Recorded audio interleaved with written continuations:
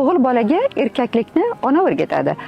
Qiz bolaga ayollikni ota o'rgatadi. Qiz bolaga ota qancha mehr ko'rsatsa, qancha erkalasa, "Sen eng go'zalisan" desa, u shuncha noziklashadi. Chunki bunday qiz boshqa erkakning mehriga muhtoj bo'lmaydi. U biladi, uni hammadan ko'proq sevadigan, himoya qiladigan bitta odam otasi bor. Ammo ota qiziga mehr bermasa, e'tibor bermasa, uni tinglamasa, u mehrni ko'chadan izlaydi. Agar ko'chada bir erkak unga "Chiroylisan, maftunkorsan" desa, shu gapning quliga aylanib ketishi mumkin. Shuning uchun ham qiz bolani qanday ayol bo'lib ulg'ayishi otasiga bog'liq. O'g'il bola qanday erkak bo'lishi esa onaga bog'liq.